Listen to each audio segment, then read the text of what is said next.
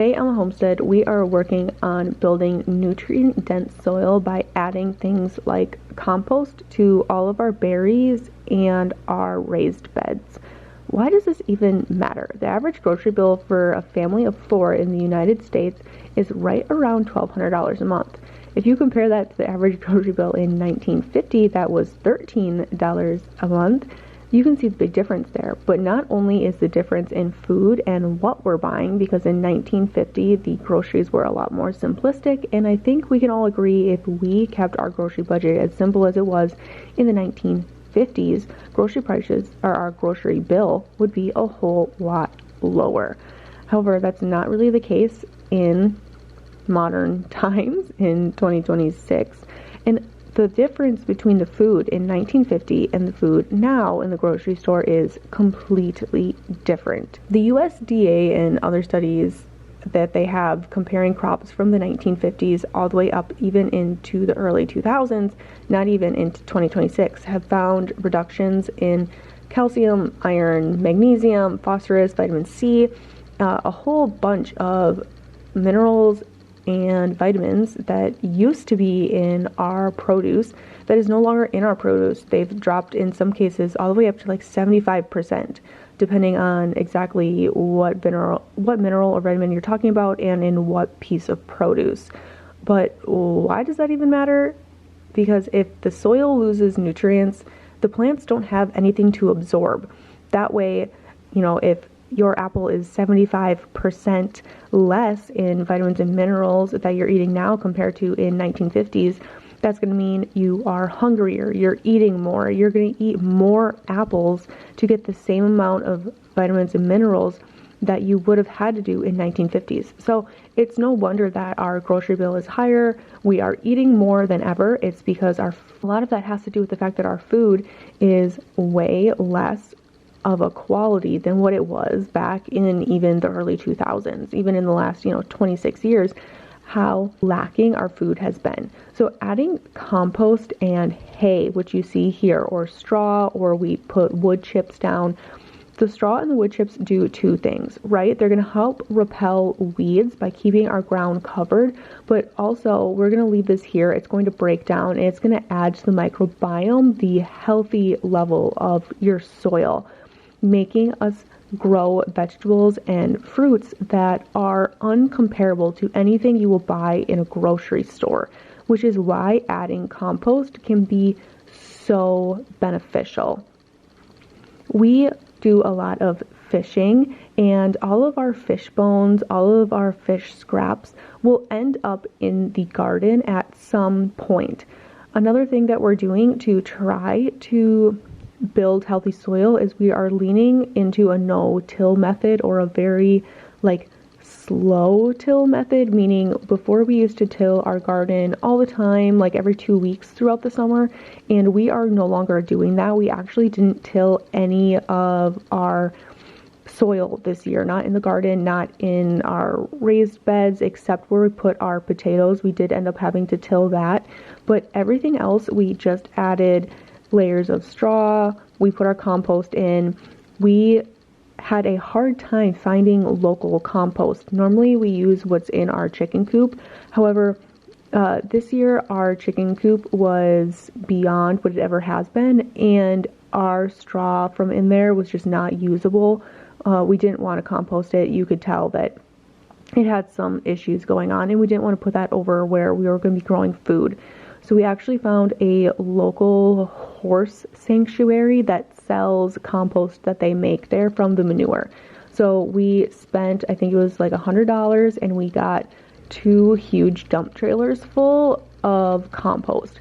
We just pulled our straw back, laid on our compost, amended our soil if we wanted to. We didn't do any amending in the raised beds, and put our straw back on. And that is 2 layers of adding to our soil, which is fantastic. All of this is going to help us grow nutrient dense foods, like I said, that isn't even going to be comparable to the grocery store. So maybe you don't have the space that we do. For reference, we live on just under 3 acres. So we don't even live on that big of a property. I know I'm saying that, but If you live on like a fourth of an acre or something, you're thinking, oh my gosh, 2 acres, that's an insane amount of land. And you would be right. I guess comparison does matter, but we don't live on, 20 acres or 40 acres. We don't live on a massive homestead, and we are still able to produce crazy amounts of food with our permaculture orchard. This project took multiple days, and on this day we really wanted to amend our berries. So this is our raspberry patch. We have over 100 plants here for reference with multiple different varieties. We laid down this weed paper. This is from Farmer's Friend. This is our first year using this weed paper. We also used it in the garden and we are loving it, just as a heads up. We will be purchasing more of this in future years. It is one of the best things, and the cool thing about this paper is that it is a paper. It's kind of made of like a cardboard material almost, but it is rolled like a paper. It's kind of hard to explain, but it's a really thick paper. Can I say paper more? But this is also going to be a layer that is going to add to the garden because this paper will break down. We can leave it here. It's going to do two things. It's going to repel the weeds. It's going to add to the soil. And then we're putting our compost right over top of that.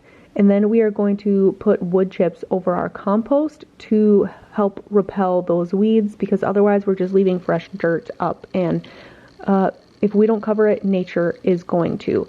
So we get our wood chips from two different sources. We have a family member who is an arborist. So if they ever have to take down trees in our area, which isn't very often, but if they ever are near us, they will drop the wood chips off for us, and we just cover the price of the gas for getting the wood chips to our house. The second is we have a local sawmill a couple miles down the road from us, and we will buy a dump truck full of wood chips from them, and usually that is a $600 bill. So it is a little bit of an investment, but $600, to be very honest, isn't even a full month's worth of groceries for our family. So it is worth it to spend the $600 in the wood chips to help grow this organic, high quality, nutrient dense produce that once again isn't even going to be available in a grocery store if I look for it. If you are growing things on a small space, or you don't have space at all and you're still wanting to buy nutrient dense foods, you would want to look into a farmer that does regenerative farming, which is what we are doing here. What regenerative practices are just like using cover crops, which we can't do because we have such a short growing season. But using compost, reduced tillage, which we had talked about, doing things like crop rotation so that you're not using all of the nutrients in the soil. I wanted to show you guys the raspberries that we put in this year. So you might remember this. My husband and I put in these raspberries just a couple of weeks ago, and this is what these raspberries are looking like now because we took care of them, and you can see, put wood chips around them, and they are doing fantastic. We didn't add any compost to them because we want them to have a season in the ground before we start adding a bunch of things to them. So we just added the wood chip layer, and we're going to let those just focus on growing really nice roots. And coming in next spring, we will go ahead and add more or some compost to them and more wood chips. Regenerative farming is basically just adding organic matter back into the soil to help produce a microbiome in the soil that is going to produce nutrient-dense vegetables or fruits, depending on what you're growing. But that is what we are doing to focus on yielding maximum harvests and nutrient-dense foods that you can't even find in a grocery store anymore.